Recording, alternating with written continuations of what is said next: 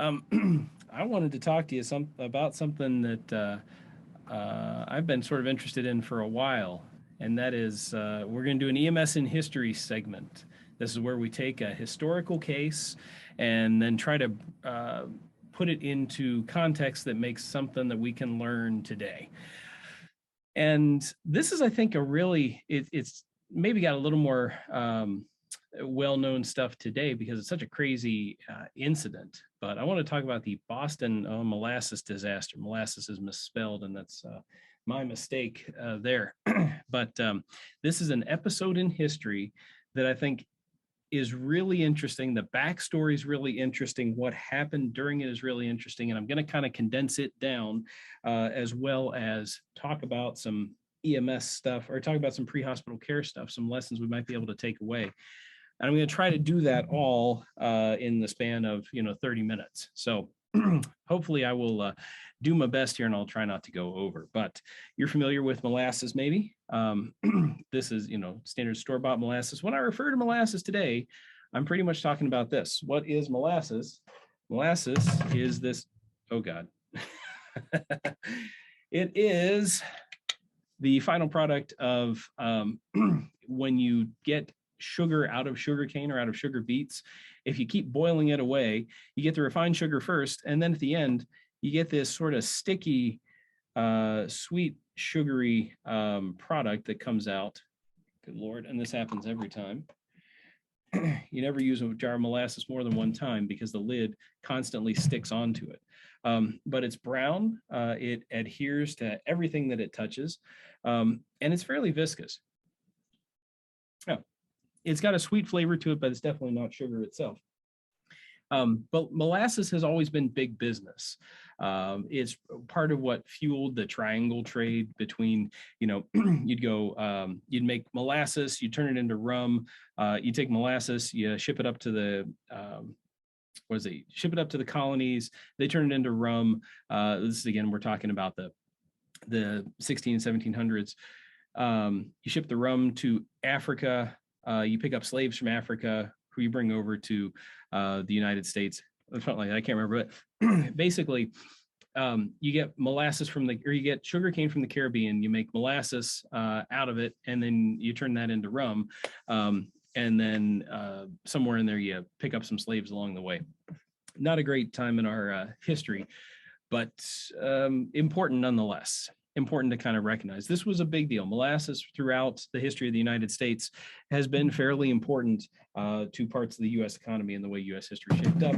Possibly no more so than at this point during the Boston molasses disaster. So let's go ahead and take a step back and learn something more about it.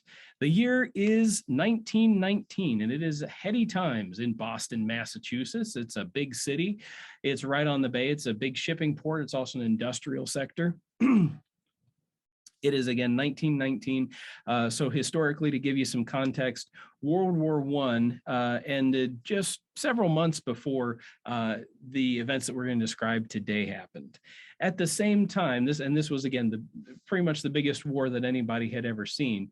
And troops are coming back home. Things are winding down. We've shifted from a wartime economy to starting to shift into a peacetime economy and figuring out what all these folks are going to do and what we need to make now to give them jobs, as well as shifting over our munitions into household items and that kind of stuff. At the same time, we're seeing the end of one of the biggest flu pandemics in history. Certainly not as many people killed as like the Black Plague, but over a short period of time, the rate at which it killed and the young people that it killed was certainly impressive. So the Spanish flu pandemic at this point is just kind of winding up, but still certainly present and still out there. And then the other big important thing that may be coming along is that Prohibition is just about to come into play.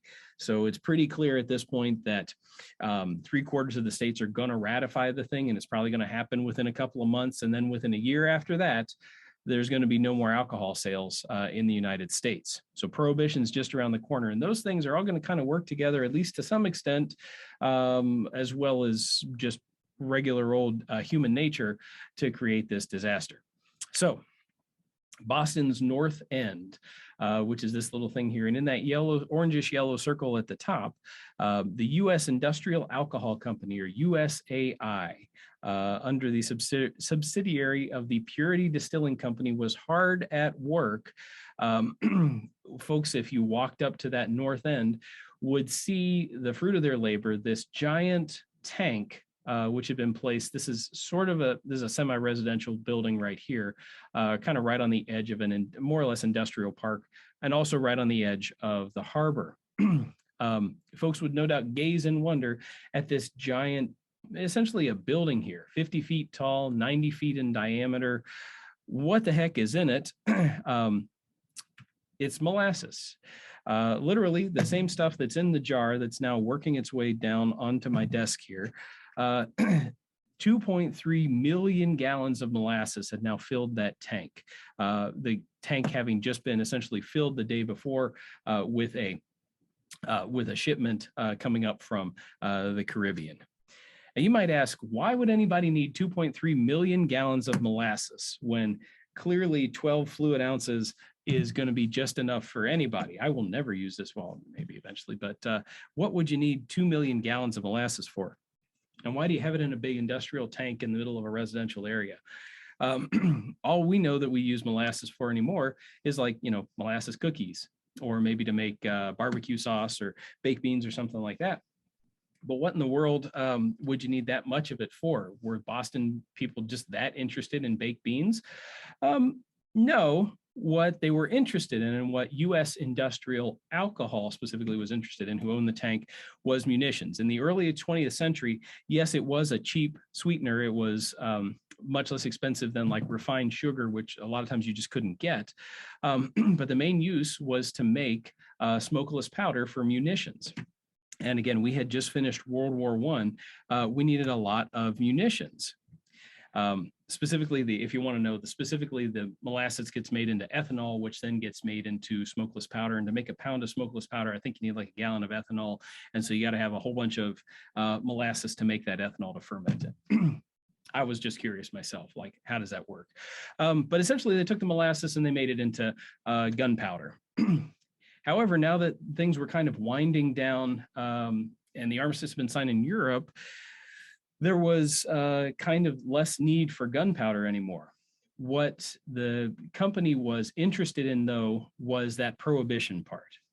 Now, knowing that 3/4 of the states are going to ratify the amendment, and then the USA is going to go dry, and it's going to be a year after that ratification happens, puts kind of a rush on stuff. And so what is the other thing that you can make out of molasses?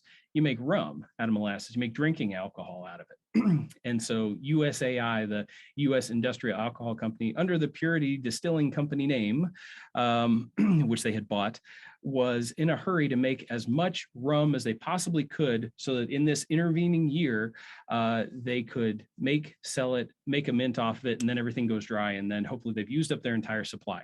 So they were trying to get, as you kind of see here, you're trying to get as much raw material, molasses, available so they could make the rum and then sell it and stock up now, so that they would beat the rush.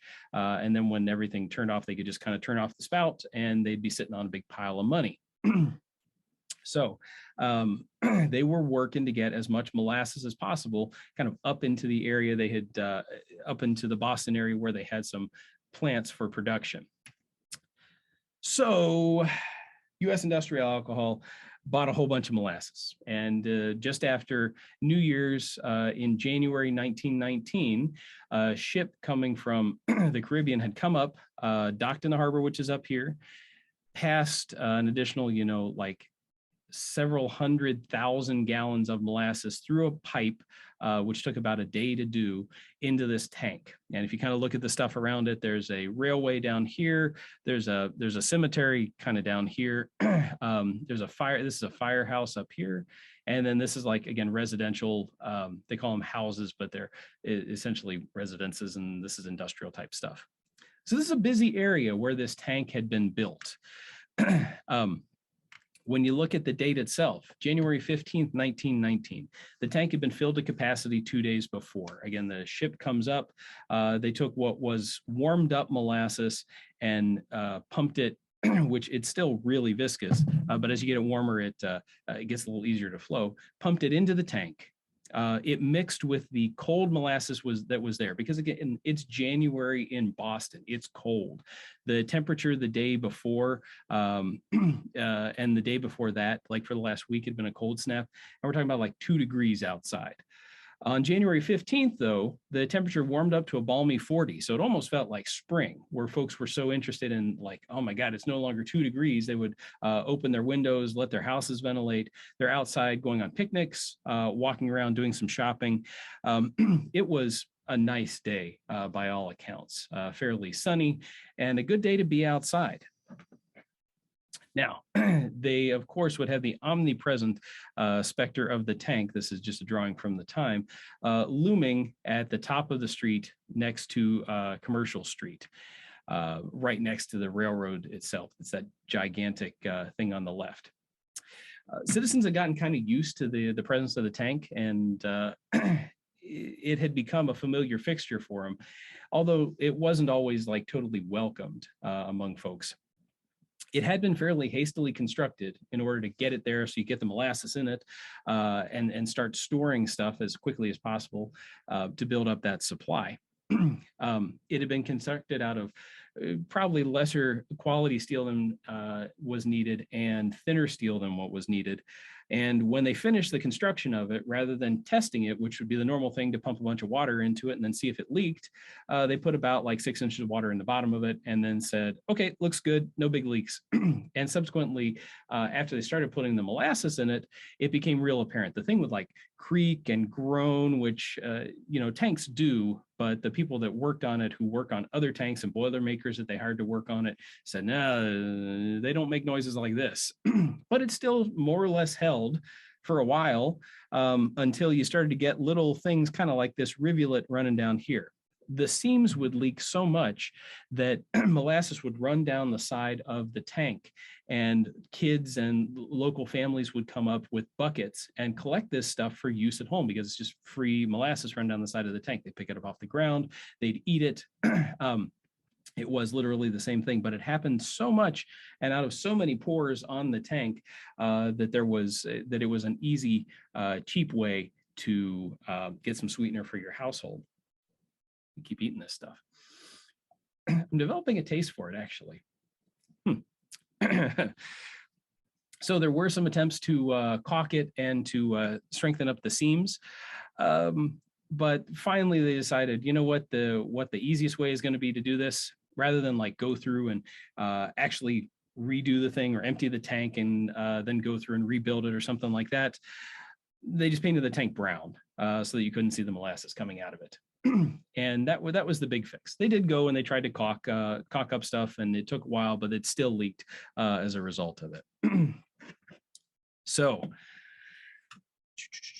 again, the tank had just been filled 2 days before. They'd put warm molasses into it, which when it mixed up with the cold molasses that was in there, folks said that the locals said that the tank had been making noise, and sort of you could hear a roiling and a churning. And what was probably happening was that there was a little bit of fermentation going on, but also a little bit of off-gassing as those two things mixed. So as the layers and densities are kind of moving around, gas is also building up in the top of the tank, which wasn't properly vented. And you could hear the thing start to strain. So back to January 15th. About 12:45 in the afternoon, as folks are out for their lunches and as they're out doing their shopping, and even the foreman for the tank itself was down in the local area, kind of here-ish, doing some dress shopping with his wife. That sound changed from a general roiling and maybe like a boiling sound to a sound that sounded like a growl, and then a moan, and then what sounded like machine gun fire, a da-da-da-da-da-da-da-da. And then there was a roar. It turns out the machine gun fire that was going on was actually the bolts on the tank, the rivets on the tank splitting as they kind of systematically fell apart. And the roar, if anybody had been looking up the hill at the tank itself, would have seen it associated with essentially the near instantaneous disappearance of the tank. It literally just went away. And what it was replaced with was a 25-foot wall of molasses, of black, moving at about 35 miles an hour and spreading over the surrounding neighborhood. Now, you may think like, oh, that's kind of cool. Molasses goes everywhere. Well, again, it's a two-story high wave. The percussion from the blast of it, the air that was pushed in front of it, was literally enough to pick up people and throw them into the Boston Harbor. When the wave itself of this dense, sticky fluid hit you, it would knock you down and suck you into it. Any buildings that happened to be nearby were either demolished or they were picked up and moved. So this fire station, for instance, that's sitting up here, was moved en masse about 10 feet off its foundation. Again, that wave moved at like 35 miles an hour. So you have a car-shaped 25-foot wave of sticky, dense material coming at you. There was really no way to get out of the way once you kind of saw it coming. Anybody that was ensnared into it was pulled down into the thing. It's not like water where you can kind of swim to the top of it. Not only do you sink in it, as the wave progressed through the city, the molasses that was a little bit warmer started to firm up and went to, it's cold, it's the middle of winter. As it firms up, as it cools, it gets denser and denser and becomes more like a paste than like the liquid that we kind of think of. So it goes out and spreads across the entire town, and anything that's in its path either gets pushed along with it or completely knocked down and covered. The railroad that was nearby had a section of the tank that was drawn into one of the piers and caused the railroad to collapse. And interestingly enough, a train had just gone across it at the time when that collapse happened. Otherwise, it would have been sucked down into it as well. It demolished the buildings. If it met up to houses that it didn't knock over, if the windows in the basement were open, it flowed into those windows and suffocated people in the basements, which was a number of different people. Anybody that happened to be out on the street that was caught in it found themselves essentially unable to move. And anything that got into that sticky morass was just sort of rolled over and covered up. And again, if you try to take this stuff and pour it and stick your finger in it, you find that that's pretty darn thick. There's a lot of density to that. And you can see how somebody that was covered in about, 3 feet, 4 feet, 10 feet of this stuff would have had a big problem. So it ended up affecting an area essentially the size of like an industrial park today, covering the entire thing in molasses, knocking down any buildings that happen to be in the way, putting debris into other things and knocking things over. When rescuers arrived, everything they saw was just a sticky brown path of destruction. When folks when rescuers came up, some Navy some folks that happened to be in town, some Navy men, firefighters, lay rescuers, whoever came up would find that, if you can see down here, the molasses was still anywhere from knee deep to about 3 feet deep, pooling on the street itself. And so they would walk around and just see an occasional form sort of moving around. People would be essentially indistinguishable. As you can, think just what how dark an inch of that stuff is. You wouldn't be able to see anybody. You would just maybe be able to see a little bit of thrashing around. And that's what they described. They said here and there struggle to form. Whether it was animal or human being, it was impossible to tell. Only an upheaval where somebody would like shoot an arm up, thrashing about in the sticky mass showed where any life was. Horses died like so many flies on sticky paper. Human beings, men and women, suffered likewise. You can imagine getting caught in this brown quicksand and being pinned down in it, possibly by other debris like the house that you happen to be in, or just from 3 feet of molasses. What a terrible experience this was. In all, about 150 people would be injured and 21 would be killed, as well as, again, a number of animals and specifically horses who all happened to be unlucky enough to be nearby. The victims were so covered that they were difficult to identify, as we just kind of mentioned before. And the rescue/recovery effort officially went on in the area for about 4 days, but it would be months before they would account for all the victims. Several of them that were pushed into the harbor would not be found until about 4 months later. This would eventually lead to one of the first big class action lawsuits against the USIA, and the plaintiffs would win, and each of the victims' families would get somewhere around the neighborhood of like what in today's money is like $100,000 or something like that. Ultimately, the cleanup effort was hampered by the fact that every place you went in Boston, someone had tracked molasses from the site out into the rest of the city. So it covered rail cars, it was on steps, it was on platforms. Essentially, the entirety of Boston was sticky for years afterwards.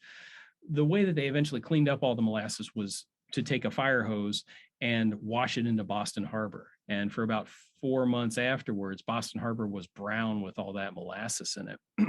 They still say that the area smells sweet on warm summer days. And certainly that was the case for a while.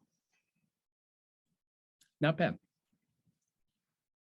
Let's take a minute though, and let's talk about what you might do in a similar situation. So instead of January 15th, 1919, let's talk January 28th, 2022. You are toned out for an industrial accident, a tank collapse. And you find this scene.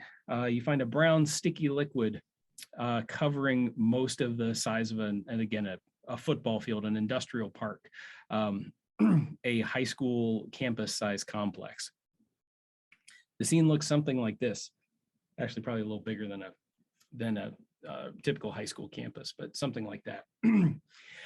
You have the remnants of the tank in the center. You have several flattened buildings next to it. Pretty much everything in red is either heavily damaged or completely demolished. In the areas around it, there's varying degrees and varying depths of this sticky brown material that's on the ground.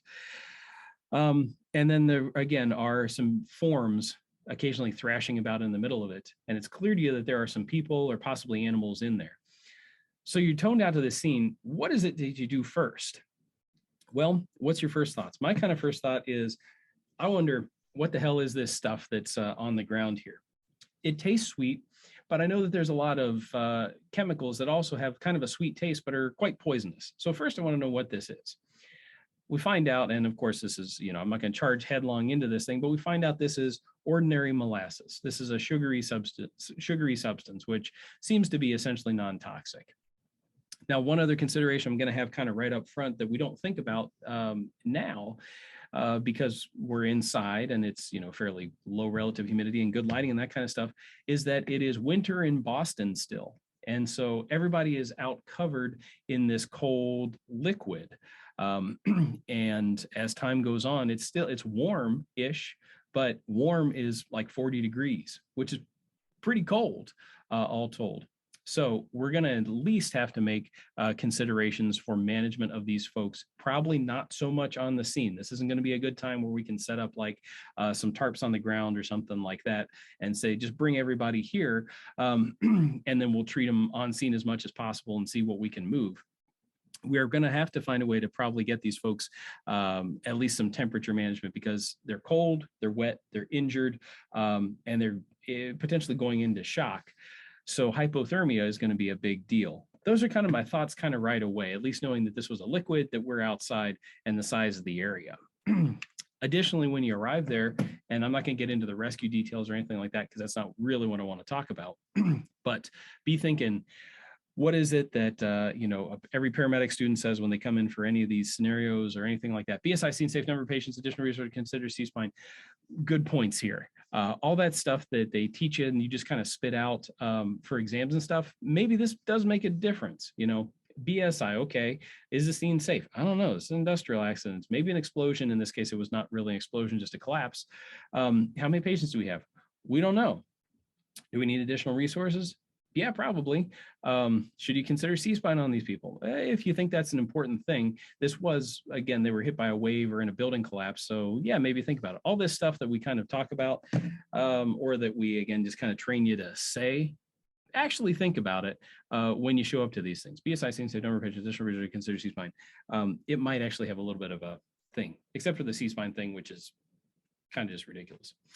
Anyway, that's my first questions that I was kind of thinking about as I'm kind of wading up to the scene there. This artist does go one step further and helps demonstrate one particular point that you probably need to have somebody working on staging, because you find that even in 1919, just as it is in 2022, that if nobody is taking care of crowd control, that you will have a dozen police cars close to the scene blocking the one ambulance that's trying to get up there. Times never change. So let's leave, again, the rescue part alone and the incident management part alone, and all that kind of stuff. And let's just say that you are presented with a patient. They were pulled from underneath this pile of debris in a knee-deep pile of molasses. You get them out, and again, they come from underneath something like this, and they look like this person here. They're covered in molasses. They're not breathing, not meaningfully responding to you. There's a little bit of movement. They do have a pulse. What are your considerations? What are some considerations for this? And there's a lot of considerations you might have.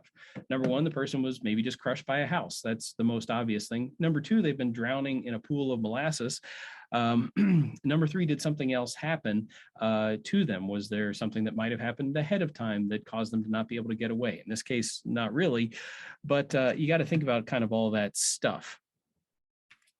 When we talk about the most obvious thing, and we'll just hit the very top line, ABC, airway, breathing, circulation, and we're just going to hit the airway and breathing a little bit in this case for the points that I want to make today.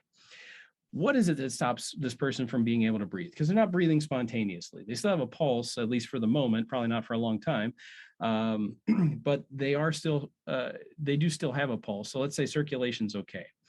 What causes in this patient to have compromise of their airway or their breathing? I could think of a couple of reasons for it, and stuff. The reason that I'm thinking of reasons for it is to think of stuff that I need to do to treat it. So the most obvious thing is they are covered in molasses and they have airway obstruction. It's simply keeping them from being able to breathe in and out. But that may not be the entire case. If the person was trapped underneath a house or a collapsed building, they may have traumatic asphyxia, meaning there was something pushing on their chest that just prevented them from being able to do the mechanics of breathing, from being able to expand their chest, move around. So this could be a case of traumatic asphyxiation. There could be a pneumothorax associated with that as well.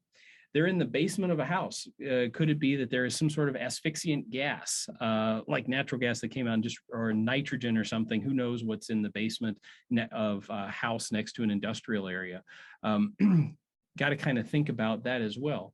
And then there's a breathing thing that we don't think about a whole lot, but it definitely happens and it definitely kills people, this central apnea after a head injury. So if you get clocked on the head really hard, like you're in a bad car accident or something, you strike your head, or you fall off a building, strike your head on the way down, sometimes you can get central respiratory depression just from that essentially trauma to the head itself.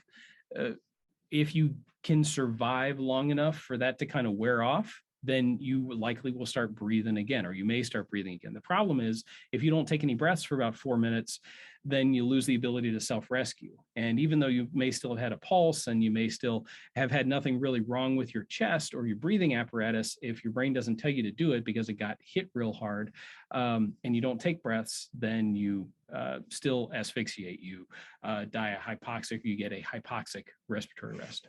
So when you're dealing with trauma, think of these things, but also think of that possible like central apnea. And these folks may just need some breathing long enough to get their brain kind of back reset to start taking some breaths again. What I'm going to say, though, is that I think this is primarily airway obstruction, and I think I need to fix it. How am I going to fix it? Usually I would do that with an ET tube.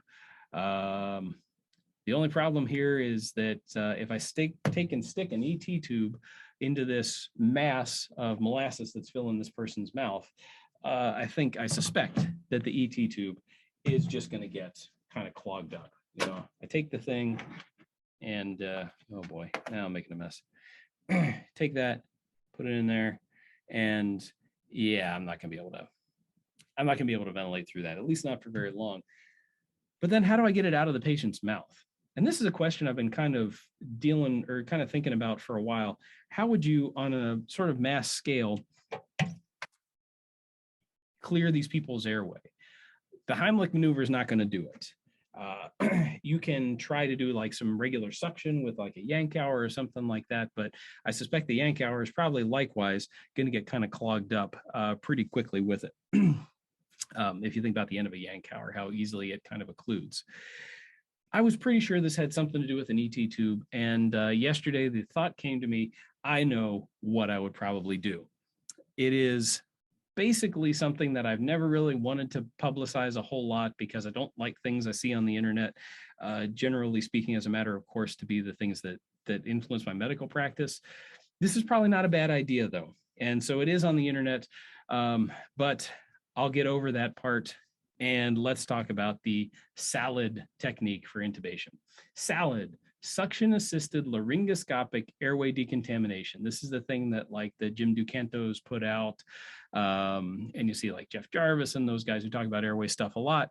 You'll see folks talk about this technique, and it's not bad. I'm not saying that everything you see on the internet is bad, but I think in the wrong context or without a lot of supplementary knowledge and education with it, so you can kind of get used the wrong way. And I've seen that happen a couple of times. Somebody says, I'm going to do the SALAD thing. And then they take what they kind of heard a little bit, but never actually got taught. And then it doesn't work out. It's not that thing at all. So let's talk about that real quick.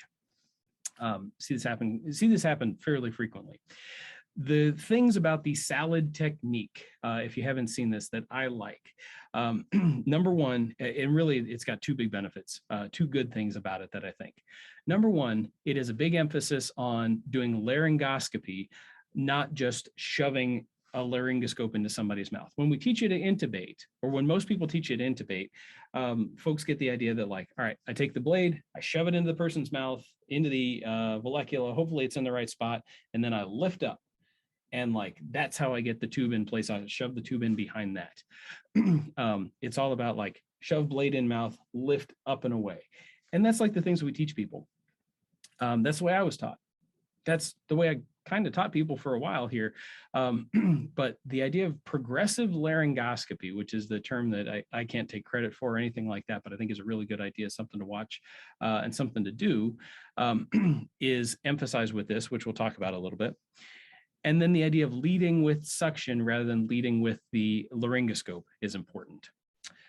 I think these are just good ways to intubate. Whether or not they're in the SALAD technique, they are good keys to being able to intubate. So here's a video. This is Jeff Jarvis doing it. Let's look at the technique. So you'll see him. He's got a bunch of stuff in his hands, but he's got an airway head. He's got a King Vision there, it looks like. He's got a suction catheter in his right hand, and he's got the King Vision in his left. And this is this is what he sees when he puts the King Vision in. Just a bunch of gunk in the airway. Maybe that's molasses. But you see what he's doing is he's got the blade just at the tip of the mouth. And when he goes in and he sees junk in front of it, he is going to suction that junk out. He's not going to put the blade farther in there. He's not going to like look around it. He's going to stop, and he's not going to go any farther. And as soon as he sees more junk, he's going to go, he's going to get the suction catheter in there, suck it out, clear it out of the way where he's going to go. And he's very deliberately moving down until he finds the epiglottis and eventually ends up in the vallecula. So what he's doing is he's taking the suction catheter and sucking ahead of him, sucking the place that he's going to go to clear out that spot so that he can move into the right place. Eventually here, he's going to take, he's decontaminating all this stuff. He's getting all the gunk out of there. Again, maybe it's molasses, maybe it's spaghetti sauce, get a little bit out of the trachea, being very deliberate about it. If you're doing this, it's going to take a little extra time. It's not going to be a particularly fast intubation, but he'll take the bougie after that. He'll take an ET tube and he'll put it down in there and he'll successfully have done it.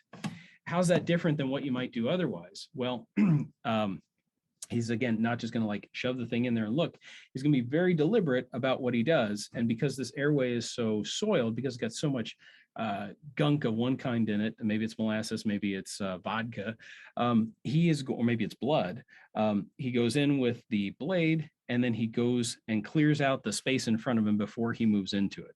And that's basically the thing about it. You're getting the junk out of the way before you move into that area. what's the actual technique? If you were going to put in a checklist, you would say, open the mouth, whatever you see in there, suction out. Put the blade at the tip of the mouth, right at the teeth. And if you see more junk come up, getting that out of the way. Suction out of the way. Advance the blade a little farther. If you see junk, suction it out. Advance the blade down to the vallecula. If you see junk, suction it out. Suction it again and do it again. Clear all the junk out.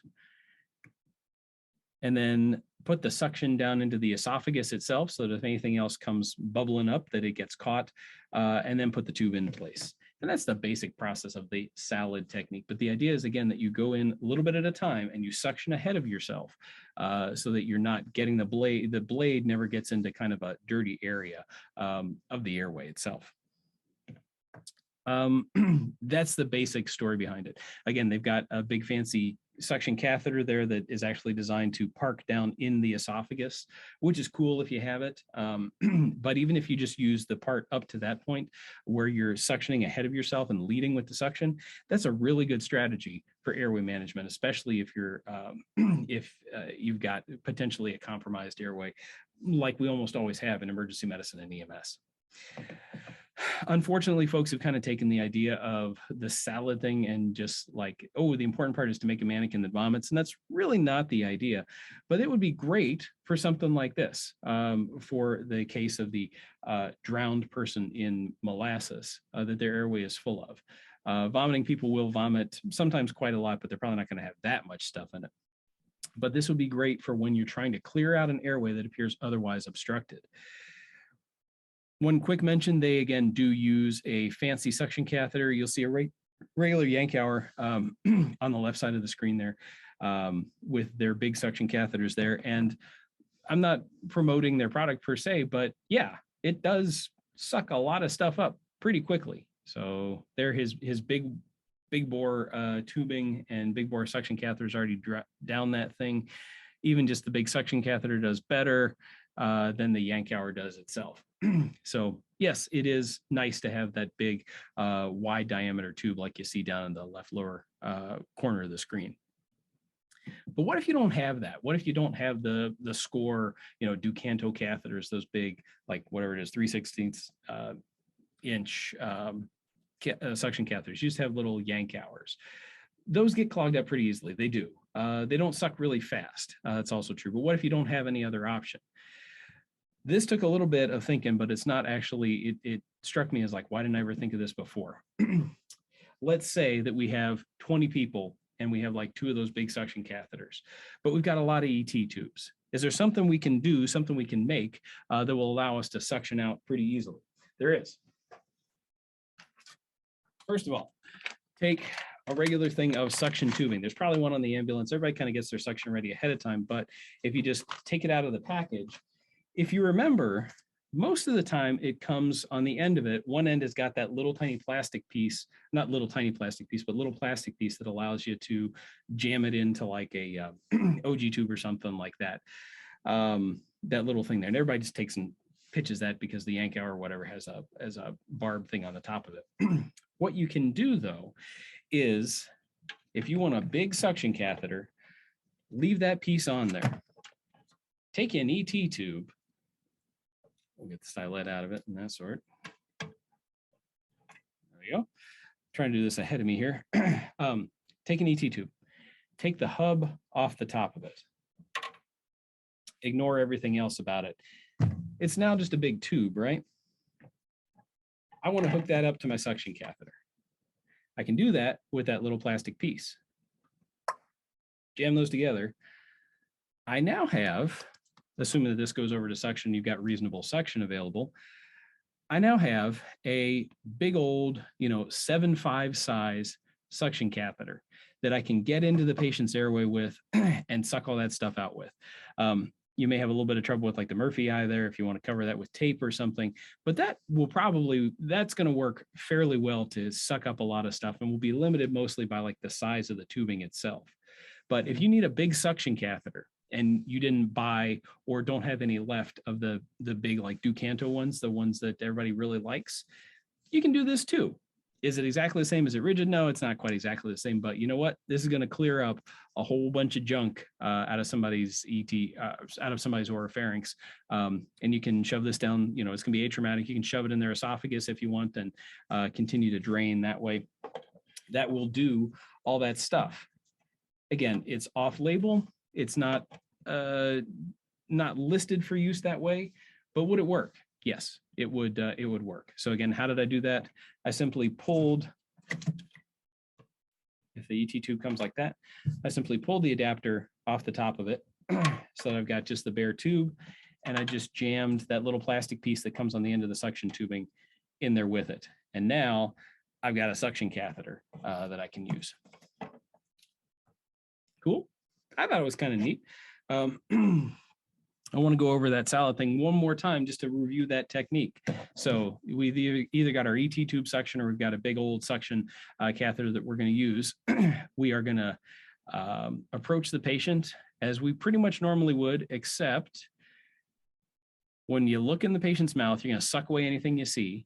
And if you put the laryngoscope in, if you see junk, you're going to suction it out of the way before you do anything else. Is this really that novel a technique? No, it's just good laryngoscopy.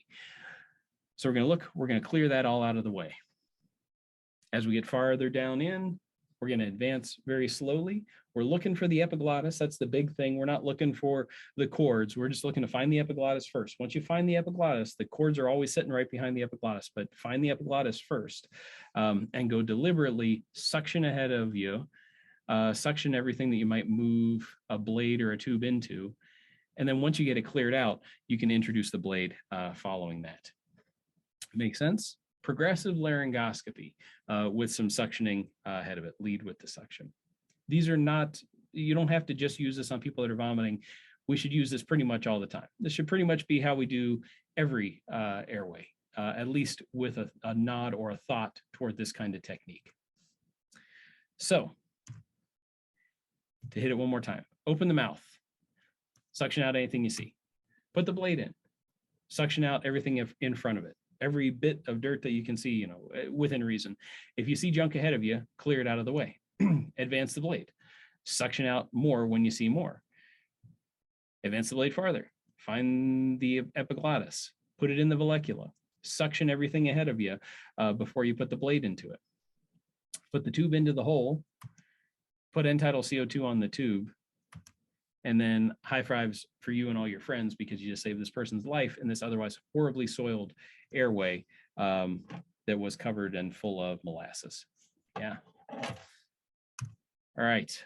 That is how I'm tying the Boston molasses disaster in with progressive laryngoscopy and the salad technique. The real way that the salad technique is, it's not just shove the catheter in there.